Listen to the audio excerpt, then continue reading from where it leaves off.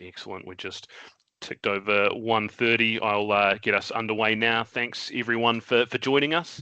For those who don't know me or I haven't met yet, my name's Tim from Solutions Plus. I'm an account manager here, so I spend most of my time working with our customers day to day, helping them get more out of their ERP and the tools that they have around it, and making sure the things that are meant to save them time actually do. Everyone I've worked with before, nice to see you on the call, and everyone joining us for the first time, welcome. Great to have you here. I'm joined today by Matt, who's our head of sales for business applications for Australia and New Zealand. He works closely with businesses looking at how to improve their systems and processes, and he's going to help set the scene around what we're seeing in the market and why this conversation today is relevant. Also joined by Ben from RUX. Ben's been heavily involved in building out solutions in the Business Central space, including what was previously the BC Toolbox, now part of the broader RUX suite. And he's going to take you through the 10 apps today and work through what this all looks like and how it works in real life. That being said, I'll hand over to Matt to set the scene, and then we'll get into the walkthrough and demo. Matt. Unreal. Thanks, Tim. And probably just to add to your point here, I mean, really, as a business, we're constantly looking for opportunities to improve how our customers operate within the platforms they're already using. So a lot of the time, it's not necessarily about looking to change the core system. It's about building on top of what we already have there and making it work harder for the business. So as you're well aware, we work with a lot of organizations on Business Central or Wiise, and it is a very strong platform. You know, it underpins its finance, operations, and a lot of critical processes really well. But what we're seeing, particularly in market with the innovation, is that no system does stay static, right? So as businesses grow, your team changes and volumes typically increase through the growth curve. The way that you use these platforms has a natural evolution. And so what we're looking to do here is to find ways that we can streamline that. So where we can remove manual steps, it might be to tighten up processes or create a bit more structure around how things are done.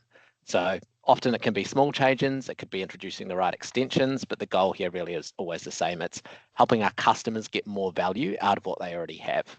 And so in terms of setting the scene for today, that's exactly what we're trying to introduce. So we're going to go over to Ben shortly, as Tim's already introduced, to look at these 10 essential apps within Business Central that may be able to build on what you're already doing with them inside the platform. So without further ado, I might pass over to yourself, Ben. Yeah, I appreciate it. Appreciate the warm intros for both of you, and appreciate you having this session today for all of the clients and maybe some prospects as well that are on the phone. So again, we're going to take about the next 40 minutes or so and talk about a handful of different apps to help optimize Business Central, right? Some of these are going to be like really quick fixes. They might take 30 minutes or 60 minutes to just get up and running in your system.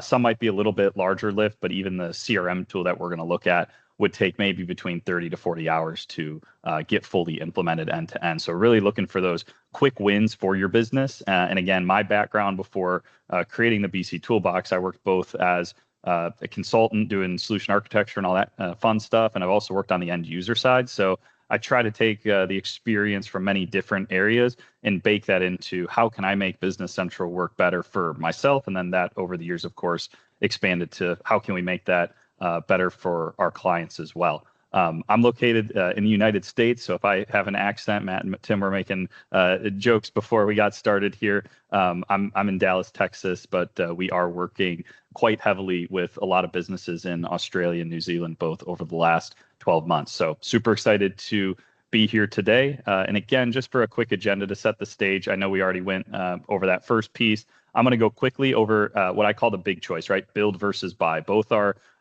good in different ways. Everything has its pros, everything has its cons, right? We'll talk about those both very briefly here.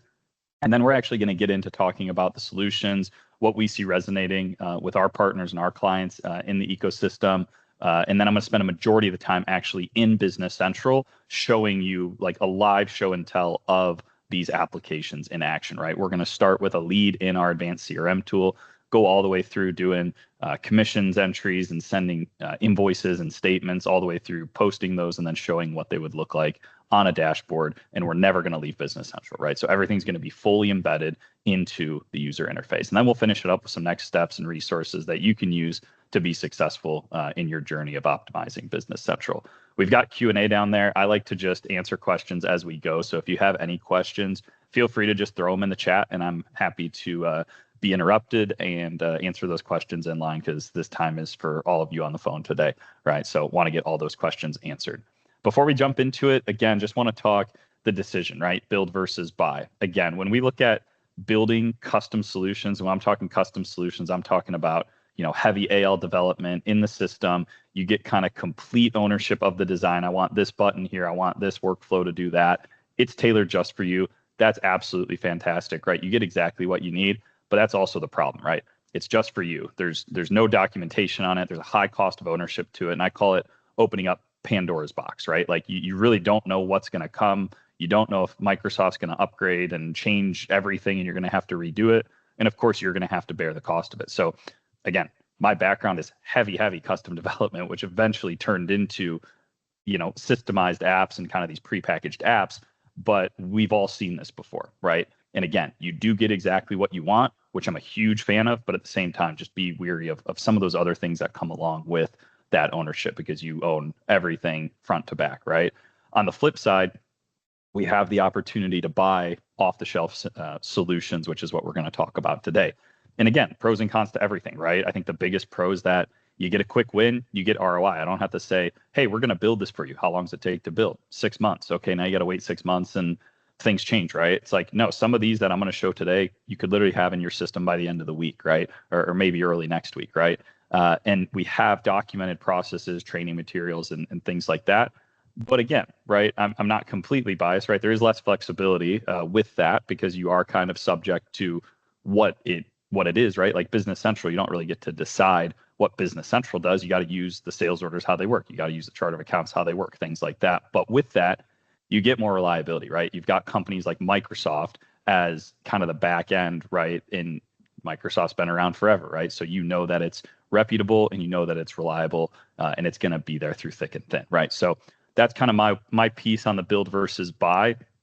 Some of the things that we've built over the years now that are kind of off-the-shelf apps, I just throw this slide up. It's a list of everything that we've got. But for today, we're going to focus and we're going to have time for these 10 that are up on the screen here. So again, like I mentioned, just things that are going to help Business Central work more efficiently in the system, starting with that CRM, doing things like prepayments and commissions, some learning management, sending invoices, showing notifications, and then I've got a couple dashboards at the end to show. So without further ado, I think hopefully the next slide is demo. It is perfect. My favorite part, we're going to jump right into Business Central. And like I said, if there's any questions throughout the presentation here, please just drop them in the chat. And Matt or Tim, if you guys could just interrupt me if anybody asks a question, just because I'm not going to be able to probably go back and forth, right? So we will jump into it here. So like I said, we're going to be in Business Central 100% of the time. Everything that we've got that's off the shelf is all directly embedded into Business Central, even the dashboards that we're going to show at the end, right? So I don't have anything in the system right now to show you. We're going to build it all from scratch on the session. So let's create that lead contact. If you've used any CRM in the past, if you've tried to use Business Central CRM or you've used Dynamics 365 CRM, where I like to put the sweet spot of this CRM is a small to medium-sized sales team that wants to stay directly embedded in Business Central, not quite ready to make that full-blown investment in Dynamics 365 sales yet, but they do have a handful of salespeople. They want to start tracking their lead and opportunity activity. They want to track tasks and follow-ups and all that good stuff, and they want to do so within Business Central. So we've tried to make that very user-friendly and unlock some of those features for you. So if I wanted to create a lead, just a brand new lead right here, right, I'll just do Solutions Plus webinar is my lead here. And again, we'll get these guys all the way to a customer by the end of this session. Salesperson, that's just automatically defaulting to me. It's smart enough to know that I'm the one that's logged in. Of course, if you were logging it for somebody else, you could just change this on the fly here. Primary contact, I'm just going to add myself just because we got a lot of emailing that's going to go out. So I want to make sure that I'm getting those emails. So we will put myself here as the email address. And we'll click close. And right from here, I've already got some good lead information. However, I'm going to fill the rest of this out as well. We'll say the estimated contract value is 5,000. We'll say April 30th is the estimated close date. We'll say the category is a Business Central implementation, and we'll say the lead source came from a LinkedIn connection, right? And then I've also got a little map view here that we can use. And in under 30 seconds now, we've got a nice little CRM lead card filled out, right? But we want to follow up with them. We want to make sure that we're going to close this deal, right? So I've got a free form text field right here. If you want to add some notes, we could add a task, maybe something like that, saying follow up with Matt next week, right? I'm going to say that's a to-do. It's going to take 5 minutes, and we want to do it next week. Now, this is going to show up on a larger task list that every day I could log in and just knock through my tasks, right? Until, maybe send some emails, things like that. You can also send emails directly out of Business Central with this tool. We've got a lot of free form things, but we've also got some templates. So let's say I wanted to send an intro email. Maybe Matt and I just met, let's say, right? I can send an email, click intro. Again, this is going to send to my email, but pretend it's sending to a prospect or something like that. When I click on this, it is going to load up my template. You'll notice that the to line is already populated based on the primary contact. Of course, you could change this as well if you had multiple contacts, or you could even add multiple contacts. I could add both Tim and Matt, right? I've also got some standard attachments here. So, I send out our product guide probably 20 times a day, right? People are asking about, hey, what do you guys have? I'm sending that product guide out. I'm sending our 2-pager out. I don't want to go find those on my computer every time, right? I just want them automatically kind of loaded up when they're ready to go. So at this point, I can click send email. And now we've got a pretty robust build out of this lead so far. I would say they're probably qualified at this point to be converted to an opportunity, right? We've got that lead created. We've got a follow-up task. We've got that email that went out. The last thing I'll show you here, just because we do need to complete this, I've got a checklist, right? So in order to, in my case, right, this is all user defined. In my case, I need to send them an intro email, send them the product listing, and have a qualifying call with them before they become an opportunity, right? Now that all these criteria have been fulfilled, I can click make into an opportunity, right? And now they fall off of my lead contacts, and now they're an opportunity contact.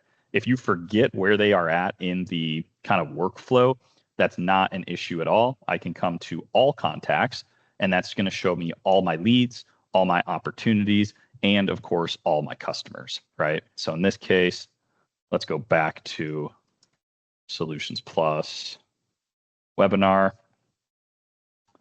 And now we see them in that opportunity state, right? And again, if I open this up, the great news is all that information pulls over. Again, we're directly embedded into BC, so there's a link between the old and the new. We've got that pending task. Maybe we complete it. So I'll just click complete here. We followed up. They're looking good to go. We've got one person still, that's Matt. We've got one sent email from the lead. We've got one completed task.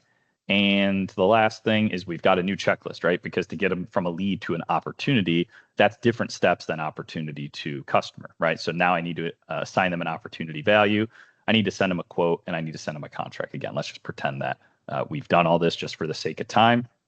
And now, since we're all directly embedded into Business Central, there's no customer creation integration or anything like that. You literally just click create into customer or make into customer, and then now it's out of box Business Central, right? So this is just customer template. What do you want to do, right? I'm going to say new customer, and this is, of course, going to do things like set my posting groups, set my document sending profiles, like anything that you set up in your template, whatever you need there, that's what it will create at that time.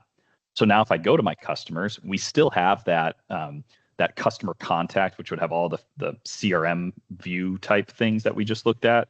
But now we have a legitimate customer card in the system, right? So this is going to be brand new. There's going to be no activity booked against it yet. We'll, of course, book a ton of activity during the call today.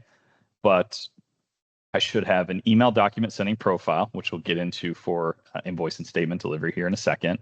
I should have some posting groups down here in the invoicing tab.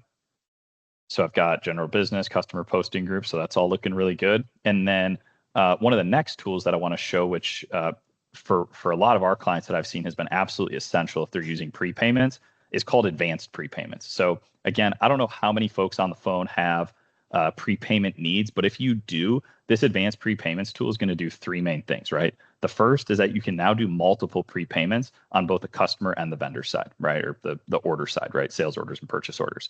You can also change order lines once prepayments have been issued, right? Standard out of box BC, you got to void the invoice, change the lines, reissue the invoice. It's just a lot of steps, right? So now we unlock the ability to make changes real time while the prepayments are still sitting out there. And then the last one, which is what I'm going to show, is I can actually now take prepayments at the customer level, right? So what that means is that I can take a prepayment here applied to no invoices, right? So just if I post invoice 1, it can take a little bit of money off. I post invoice 2, takes the rest of the prepayment off, right? So again, it's not locking it down to one sales order, whereas if you have sales order selected here, it's still going to use the advanced prepayments and give you the flexibility. You just have to decide how the prepayments are done, right? And we've got jobs and projects and things like that as well. But for the sake of the demo today, I'm just going to say, hey, Solutions Plus, we just onboarded you guys as a brand new customer. We're doing a pretty big project for you. So in order to get started, we need a prepayment of $1,000 or something like that, right? And at this time, all this is doing is it's posting that prepayment invoice. Let's see, it wants a dimension. So let's add a dimension here. Let's try to post that again. All right. So we've got that prepayment invoice. It's going to the two sides of that transaction will be accounts receivable for us, and then it will also be deferred revenue. And then when we get paid, it'll just sit in cash and deferred revenue, right? Until we have a legitimate invoice, then it will move it from deferred revenue to your actual revenue accounts that you have set up in your posting groups, right? So that's the first major unlock that we're seeing here in today's demo, again, is that additional flexibility that we're going to see with the prepayments. And now we'll actually go create some invoices and we'll see how those prepayments are actually used on sales orders. Just to be safe, I'm going to create a cash receipt just so, there's those triggers as well where you have to get the, you don't have to, but there's settings to say you need to get the prepayment funds before you can issue the invoices. So let me just pay that real quick. And then we'll get back to it. So again, just out of box BC cash receipt there. And now we've got a $0 remaining amount on the customer ledger entry. And we still see that there's $1,000 left on the prepayment, right? If you were doing a ton of prepayments for this customer, we have a export customer summary to Excel. So that would show you every prepayment invoice that's ever been made, as well as any of the prepayment applications. So once those prepayments are utilized, those will show up in the applications and it'll show you everywhere those prepayments have been used, which again, just a nice piece of visibility there on this prepayment dashboard. All right, and before I create that sales order, the last thing to show, just because we will see this when we post the sales order, is our document delivery options. So I've got the ability now to send statements and include the invoice copies, right? So we'll change that setting there. And then on the invoices, I'm going to say consolidate invoices into one email and separate files. So if you were to send 3 invoices to this customer, they're just going to get one email, and that email is going to have the 3 attachments rather than bombarding them with a bunch of emails, right? 3 is a little bit low. We've got some clients that are sending like 50 at a time, right? And you don't want your client to get 50 emails, right? You just want them to get one email with an attachment that has all of those documents. And then everything else here would just be some additional flexibility that we can get into later if there's time. So at the point we're at now, we've started with a cold lead, warmed them up a little bit into that opportunity, converted them to a customer, took a prepayment, added some emailing functionality. And the next step is, they order something, right? So we need to go create a sales order for these for this client. Now, I'll just do a out-of-box sales order here. And we'll come in. One other cool thing to mention here is we've got the ability now to embed YouTube videos in the fact box. So we see a lot of clients using this for standard operating procedures and just other training materials, right? Especially for new people on Business Central. Just anything that can help the users on a day-to-day basis. I know, I know a lot about Business Central, but I also forget a lot about Business Central. Sometimes I just have some brain fog and I forget how to do a super basic thing in Business Central. It's nice to just have a video at your fingertips as a quick refresher, right? So no matter who it is or how many years of experience you have, a nice little refresher is always helpful there. And you can embed that both in the list view as well as, I don't remember if I have it in this view or not. We'll see it in a few other places later as well.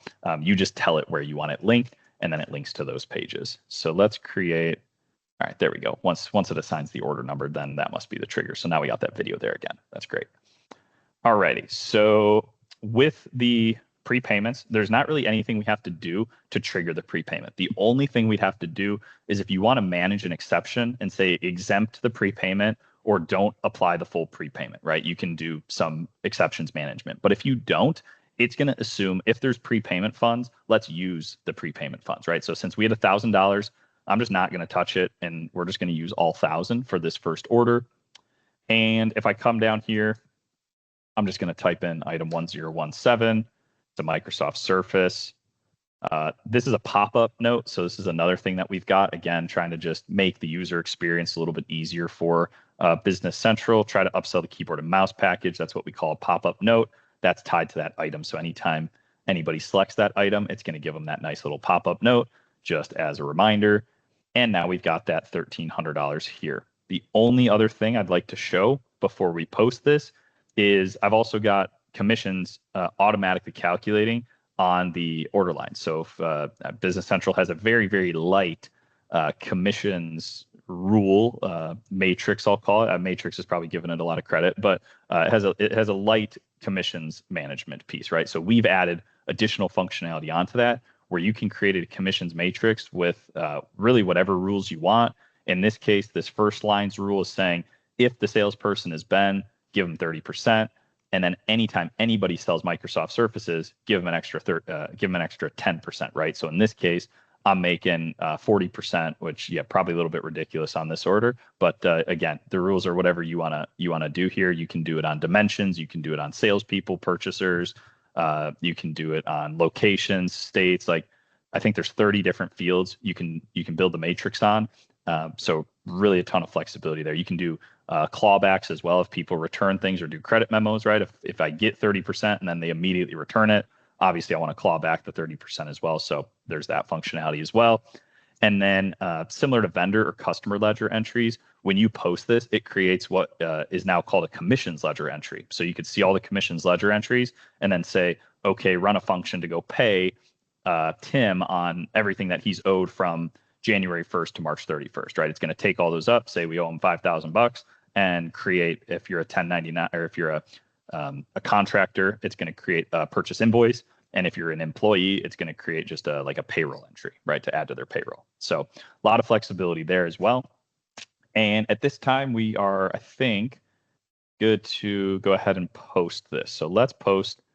Let's see what happens. We're going to just ship an invoice it, do it all at once.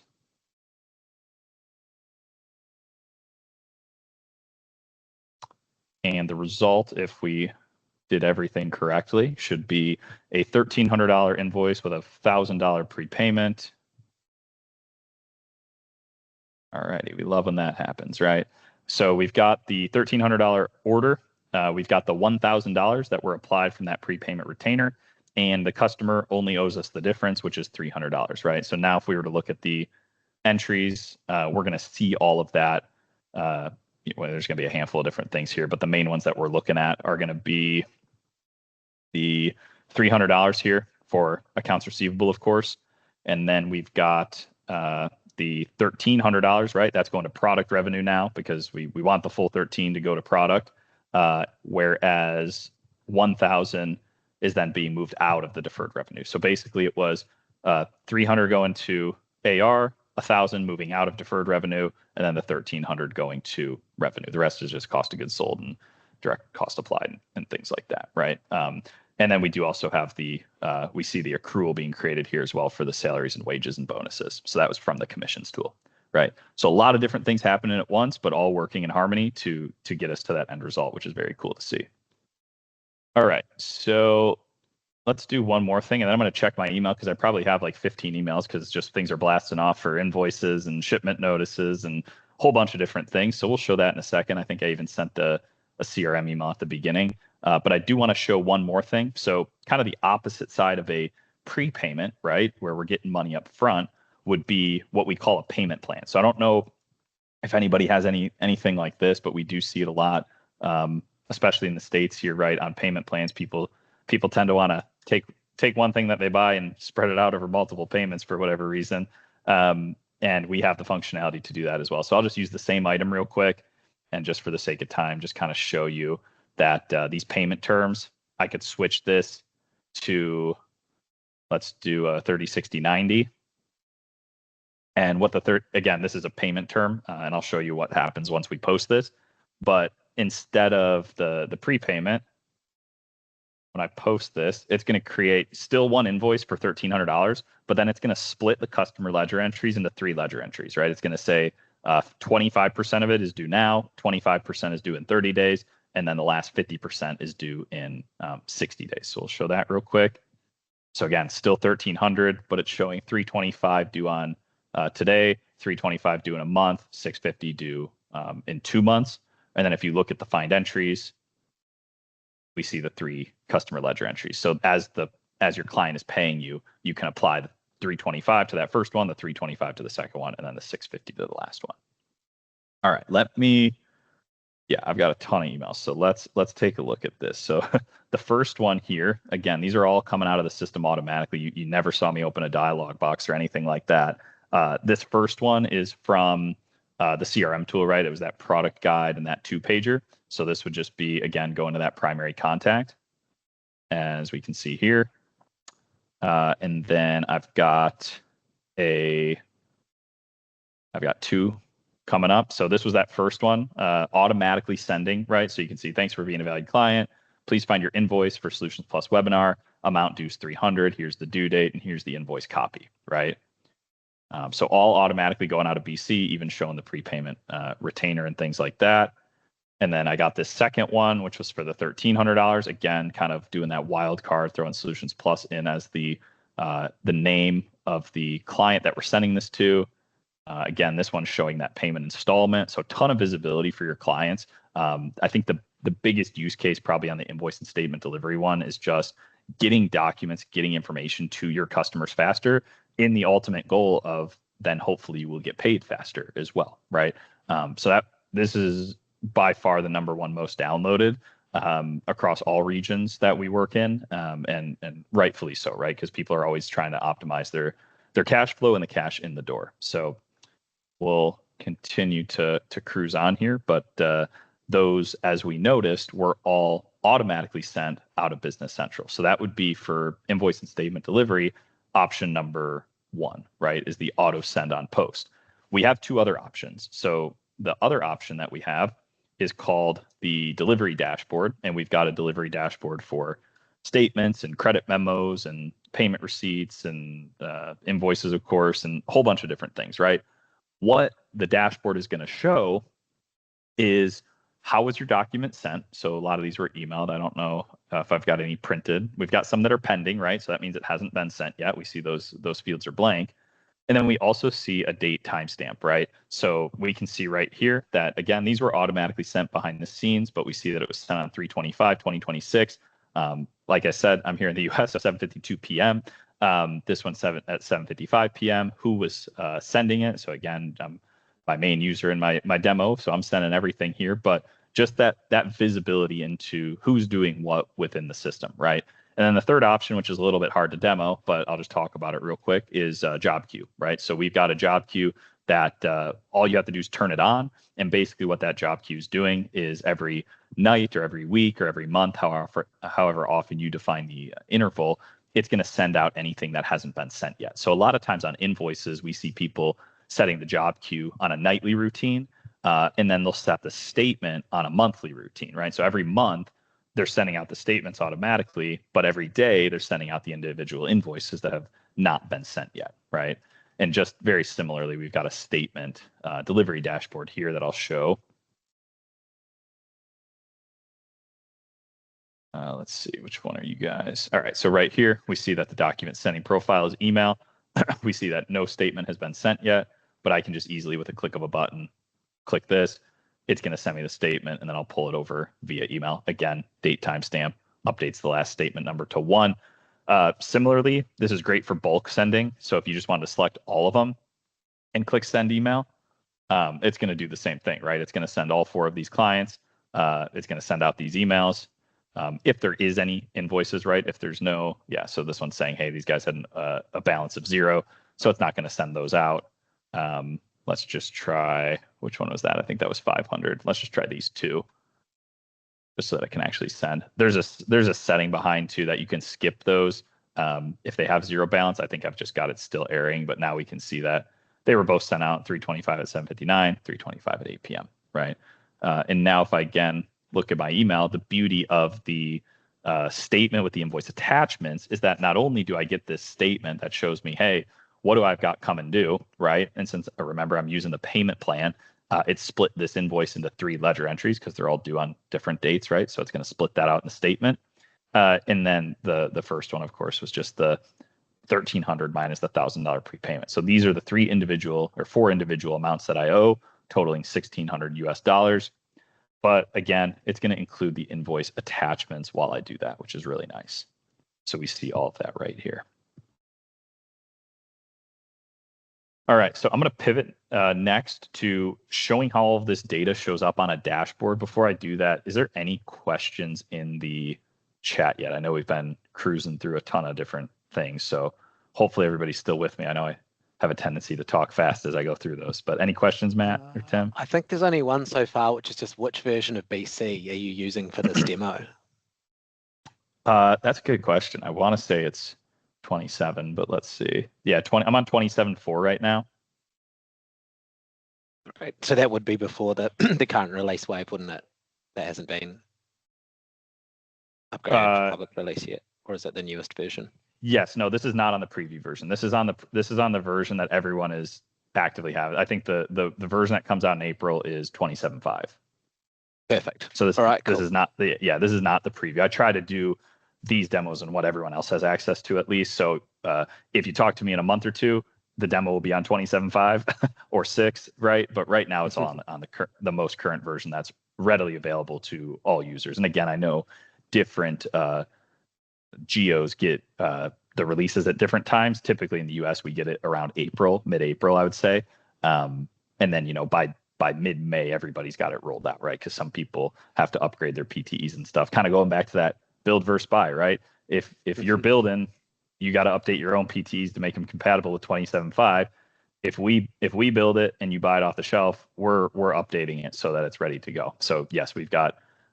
If I look at my sandboxes, I think we have like 10 sandboxes of testing all the different things, getting them ready for 27.5. But yeah, my main demo's in 27.4 right now. Awesome. Thank you. Yeah. Any other questions? Okay, cool. In the Q&A, if you want to kick on.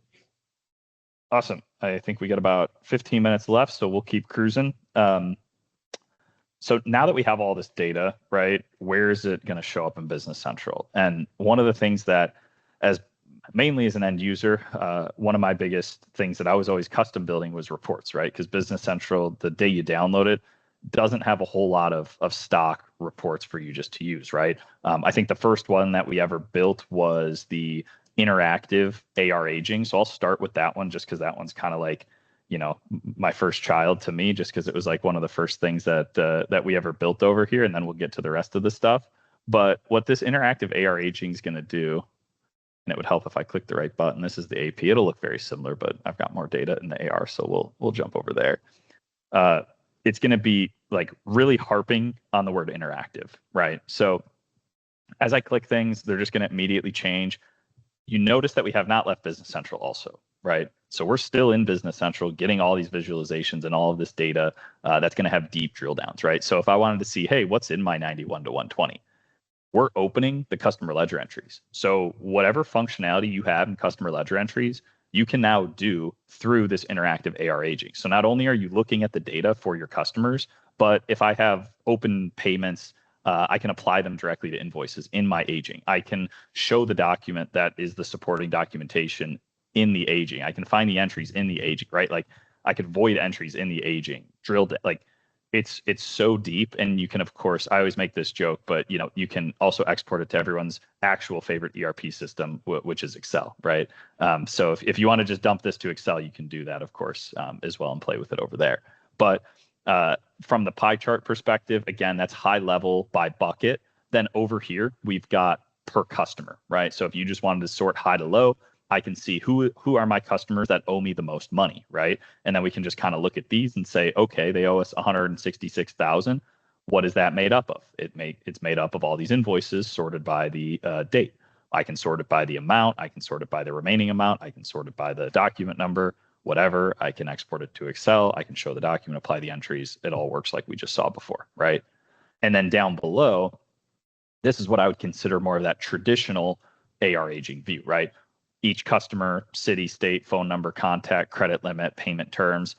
We added 2 pieces of information in here that aren't on a standard AR aging, which is the last payment date, as well as the average paydays. So the average paydays is very important because it's taking the actual customer's payment history, and you can, in the setup, when you're setting this up, you define how many payment receipts you want or cash receipts you want to use. But in my case, I think it's 10. So based on the last 10 times the customer has paid us to the actual invoices that this is being applied to, it on average takes them 160 days to pay us, right? Their terms are 7 days. The last time they paid us was in December, and they owe us, let's see, $266,000 out of $300,000, right? We need to look up that phone number and give this guy a call, because there's something going on here that just doesn't feel right, right? And most of that money is in a 266 or is in a 121 plus bucket, $266,000 of that. And again, of course, I can drill in there and see all the underlying data. So when we get into dashboards, this is just one of many things that we can take a look at. Again, just for the sake of time, we're probably not going to be able to get through everything, but everything we do have comes with a free trial. So I'd highly encourage you to plug these things in to a sandbox. I can send some links on how to do that, because your data is going to be so much more meaningful than what I'm showing you on the screen here. But I'm hoping that this kind of gives you a quick visualization on some of the things that you would be able to see in your system. The only other one I want to call out here on the financial dashboard is this balance check. It's one of my personal favorites because I always like to look at this at month end, even for my own business, right? And see, did anybody make any mistakes, right? And if they did, let's clean them up right now, because it's going to be a lot easier than if we find out about them in January, right? Because if we find about it in January, it's too late and somebody's probably made the same mistake multiple times. At this point, we can at least clean it up and maybe put some guardrails around what needs to be kind of safeguarded moving forward. Matt, you got your hand up. Is there another question? There is another question. I'm going to put you on the spot here, Ben. So I'll just read this one. It says, do you have any extensions to assist with purchasing? We're having issues with the requisition worksheet where a lot of our items don't exactly line up with the quantity and dates. So every day we're having to delete a lot of lines where the system is telling us to delete POs and create new ones that align exactly to the sales orders. Do you have anything in your toolbox on the purchasing side? We do. We have a couple different apps. We've got one that's actually called Advanced Purchasing. So I can send a link to whoever sent that one over. It's got a lot of different things to do with purchase orders, not only the requisition piece, but also like keeping your vendors honest, right? Like making sure that they're delivering on time, sending automatic notifications to vendors if they've missed their expected delivery date and things like that. So yeah, I'd love to dive more into the pain point there as to why that is happening and why that needs to be done. But I'm sure that there's something in that advanced purchasing app that could help at least alleviate part of that. And again, I don't have that in my agenda today, so I apologize. But with 40 or so apps, you can only get through so much in a half hour. So, but yeah, Matt, if you can just throw me the contact information for whoever asked that one, I can follow up after the session. Absolutely. Sounds great. And just to follow up on that question, the same person is just asking, that's for Australia too, not just this is, and that's good to clarify, right? Because your solution is available in Australia and New Zealand, although you're based in the US, you have a customer base here, and that's why we're working with you as well. That's correct. Yes, our biggest customer base obviously is in the US and Canada, but internationally, our next biggest is followed by Australia and New Zealand. So yes, all the apps are localized in the AU localization as well as the NZ localization in Business Central. Also, if there's anybody on the phone using the W1 localization, we also support the W1 localization. And if by long shot anybody's in the European or the Eurozone, we also support the GB localization as well. So a lot of different things going on there, but I think those probably cover 80% of deployments worldwide, I'd probably say. Yeah, those definitely are supported. And I will send you, there are different links. So I'll show you real quick. Under extension management, if you are to download any of these apps from the App Source Gallery, let's do like invoice statement delivery, for example, because there's a couple different localizations on this one. Let's see. All right. So as we can see here, the one I have installed is this one's pretty obvious because it says USA, Canada. But if you were to click into any of the apps here, you can see like for this one specifically, this version supports AU, DE, FR, GB, NZ, W1, FI, and SE localizations. For other localizations, see additional app listings, right? So some of them are broken out further than invoice and statement delivery, but as a safeguard, just read this first bold sentence because it will tell you what localizations it's for. If you try to download the US one in Australia, it'll just give you a message saying it's not available in this localization, right? So, but it won't tell you go try to download another app because it's just like a Microsoft like error message. So take that for what it's worth, right? But yes, absolutely, we can get you those links sent. And then I think we got about 5 minutes left. Time check me if I'm wrong. That so sounds right.